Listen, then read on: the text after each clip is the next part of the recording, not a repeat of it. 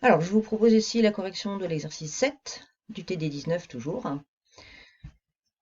Donc, on introduit ici l'application phi, qui est un polynôme p associe le polynôme x carré moins 1 p seconde moins 2x p'. Première question, vous devez montrer que phi est un endomorphisme de R de x, c'est-à-dire que phi est une application linéaire de R de x dans R de x. Donc d'abord, je vérifie que quand je prends un polynôme dans R de x, son image par phi est dans R de x. Bah déjà, la notation l'indique, puisque c'est un polynôme ici. Je peux enlever le x d'ailleurs, phi de p. C'est un polynôme ici, puisque x carré moins 1 est un polynôme, p seconde est un polynôme, 2x est un polynôme, p' est un polynôme, et en plus ce sont que des polynômes à coefficient réel, donc on a bien un polynôme à coefficient réel à l'arrivée. Montrons que phi est linéaire, pour cela je prends deux éléments de l'ensemble de départ, donc deux polynômes, deux réels, puisqu'on a affaire à des un R espace vectoriel, et je calcule l'image de la combinaison linéaire formée à partir de ces deux polynômes et de ces réels. Donc je calcule l'image de AP plus BQ. Et donc phi de AP plus BQ, je remplace dans l'expression de phi mon polynôme P par AP plus BQ, j'obtiens ça. Je distribue mon x carré moins 1 moins 2x, puis je mets A en facteur et B en facteur et j'obtiens le résultat souhaité. Donc j'en déduis que phi est un endomorphisme de R de x. La deuxième question, on vous demande d'établir le degré de phi de P en fonction de celui de P. Donc je prends un polynôme P dans R de x, je note D son degré, et on va faire en 3 cas. Donc d'abord je vais prendre le degré de P supérieur ou égal à 2, puis le degré de P inférieur ou égal à 0, puis le degré de P égal à 1. Pourquoi? C'est à cause de l'expression de phi, puisque dans phi de P, on a P' et P seconde qui apparaissent. Or, l'expression d'un polynôme dérivé dépend du fait que le polynôme est constant ou non constant. Donc c'est plus simple ici de distinguer ces trois situations. Alors, donc on démarre sur le premier cas où le polynôme P est de degré supérieur ou égal à 2. Du coup, mon polynôme P, il va s'écrire a x puissance d plus q, avec q un polynôme de degré inférieur ou égal à d moins 1 et a un réel non nul. Je calcule alors l'expression de phi de P, j'obtiens cette expression-là. Et on va démontrer dans un premier temps que cette partie-là est de degré strictement inférieur à d. Alors pour ça, Q de D est de degré strictement inférieur à D, donc Q seconde de degré inférieur strictement à D-2, Q' de degré strictement inférieur à D-1. Et du coup, en appliquant la formule du degré d'un produit, on obtient cette égalité-là. Ça, c'est égal à 2. Ça, c'est plus petit que D-2, donc la somme est strictement plus petite que D. Ça, c'est de la même façon, le degré de 2xQ', formule du degré d'un produit, c'est degré de 2x plus degré de Q'. Ça, c'est égal à 1. Ça, c'est de degré strictement inférieur à D-1. Donc, la somme des deux est de degré strictement inférieur à D. Du coup, la partie là est de degré strictement inférieur à D. Celle-ci est de degré inférieur ou égal à D. Ça dépendra de ce coefficient-là. Si le coefficient est nul, le polynôme ici, ça c'est nul, et donc c'est de degré moins l'infini. Si ce coefficient-là est non nul, ce polynôme-là est de degré D. Donc mon polynôme phi de P, il est au plus de degré D. Donc il est au plus de degré de P. Donc c'est là qu'on va distinguer les deux situations. Si ce coefficient-là est nul, alors sachant que A est non nul, ça signifie que D carré moins 3D égale à 0. Et comme D ne peut pas être nul ici, puisqu'on est dans le cas où D est supérieur ou égal à 2, ça veut dire que D égale 3. Parce que là, les solutions de l'équation D carré moins 3D égale à 0 sont D égale 0 et D égale 3. Donc ici, on prend D différent de 3 et D toujours plus grand que 2. Du coup, le polynôme là est exactement de degré D, qui est le degré de P. Si D par contre égale à 3, du coup ce coefficient là s'annule et on sait que le degré de phi du coup de P est strictement inférieur à 3. Mais on voudrait le préciser. Donc je réécris P sous sa forme générale, de degré 3 cette fois, avec 1. Et je calcule phi de P. Donc j'ai remplacé P seconde et P' par leurs expressions et j'obtiens ça. Et du coup, le degré de phi de P quand P égale à 3 va dépendre de si ces coefficients-là sont nuls ou non nuls. Donc si B est non nul, le degré ça va être 2. Si B est nul et que C est différent de moins 3A, le degré ce sera 1. Si B est nul et que C égale moins 3A, du coup le degré ce sera moins l'infini puisque mon polynôme phi de P sera nul. Alors on fait les deux autres cas. Quand D est négatif, c'est-à-dire que mon polynôme P est constant, bah du coup P' et P seconde sont nuls, donc phi de P est nul et degré de phi de P c'est moins l'infini. Et quand P est de degré 1, c'est-à-dire que P est de la forme AX plus B avec A non nul, bah phi de P il est égal à 2AX, donc il est aussi de degré 1 comme le degré. Donc au bilan, si le degré de mon polynôme est supérieur ou égal à 1 et différent de 3, bah, le degré de phi de P c'est exactement le degré de P. Par contre, si P est de degré 3 ou P est constant, eh ben, phi de P ne sera pas égal au degré de P. Alors, on vous demande ensuite, remontons pour voir l'énoncé, d'en déduire que phi n'est ni injective ni surjective de R de x sur R de x. Alors, injective, comme elle est linéaire, il suffit de regarder le noyau. Or, nous, on a constaté que quand P est constant, donc pas forcément nul, un constant, son image par phi, c'est le polynôme nul, puisque on l'a ici. Et le degré de phi de P sera moins l'infini. Donc ça veut dire que tous les polynômes constants sont dans le noyau de phi. Donc le noyau de phi contient un polynôme non nul. Ce qui signifie que phi n'est pas injectif puisque phi est linéaire. Hein. De plus, on s'est rendu compte que si si P est constant, pardon, alors phi de P est nul. Si P est de degré 3, alors phi de P ne sera jamais de degré 3. Et pour tous les autres P de degré donc égal à 1, 2, 4, 5, 6, etc., etc., le degré de phi de P, c'est le degré de P. Si bien que le degré de phi de P, il n'est jamais égal à 3. Ça, c'est ce qu'on a vu, du coup, c'est l'étude précédente qui nous le dit. Du coup, les polynômes de degré 3, ils sont images de personnes. Ils n'ont pas d'antécédent par phi. Et donc, phi n'est pas surjective. Ok, question suivante, remontons. Justifier que phi induit un endomorphisme sur R2 de x qu'on note G. Donc ça, c'est une autre façon de dire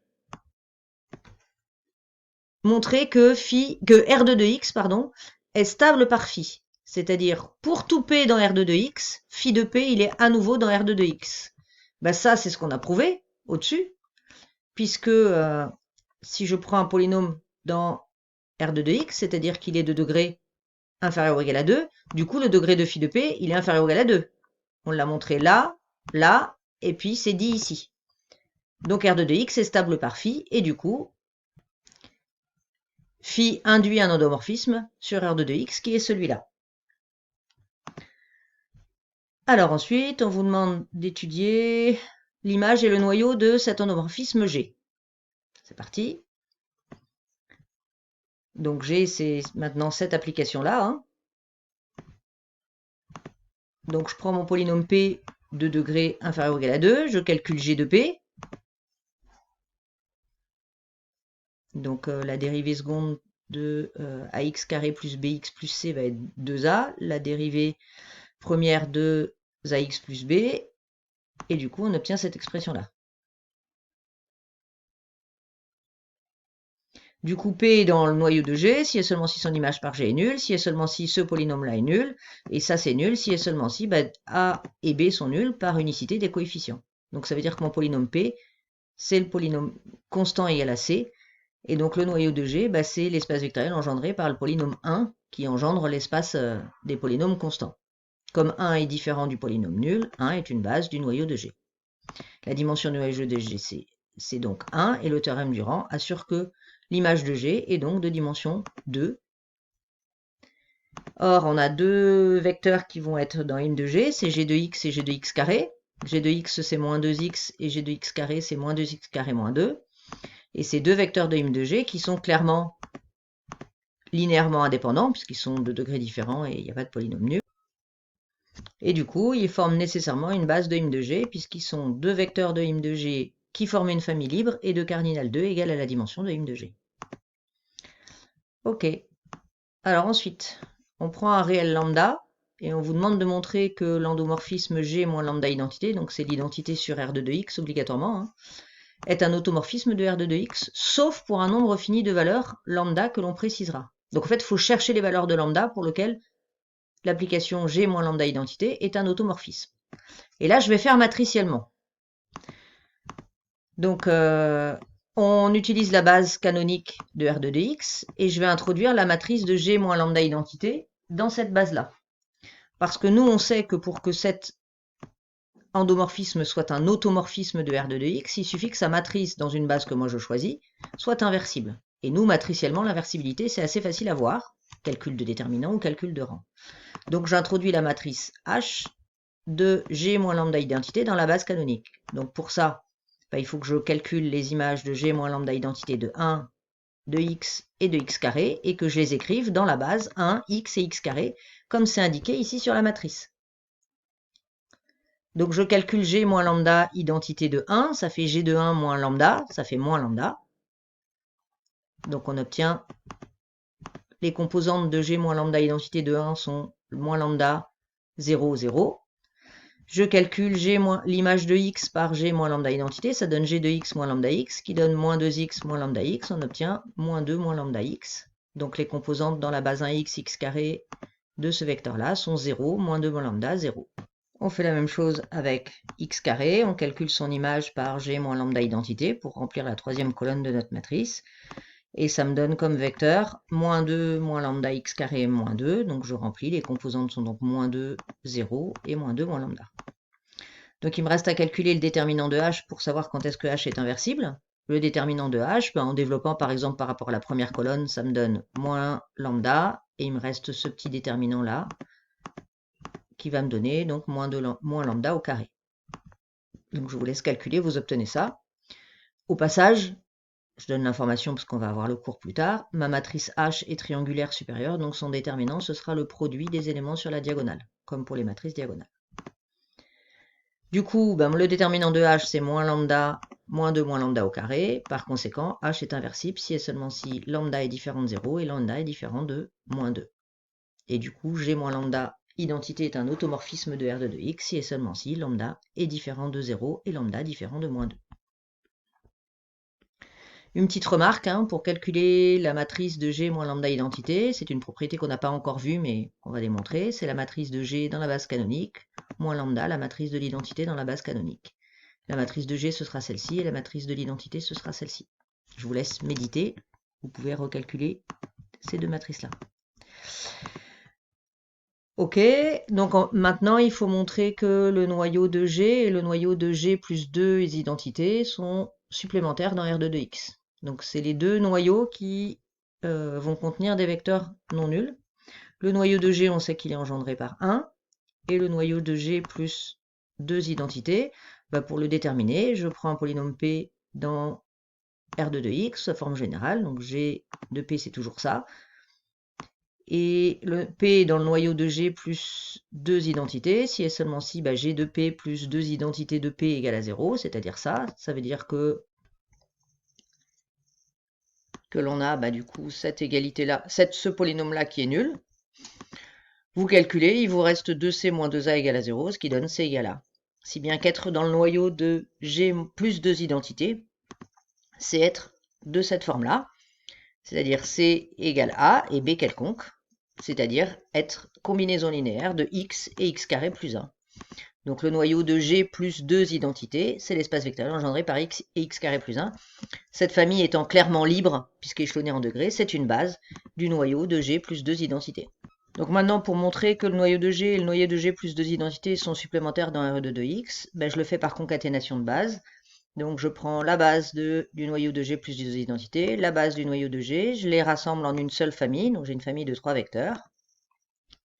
Et je montre que c'est une base de R de x. Et c'est clairement une base, puisque cette famille est libre, vu qu'elle est échelonnée en degrés sans polynôme nul, et qu'elle est cardinale 3, égale à la dimension de R de x. Donc comme la concaténation des deux bases donne une base de R de x, je peux conclure que mes deux sous-espaces sont supplémentaires dans R de x.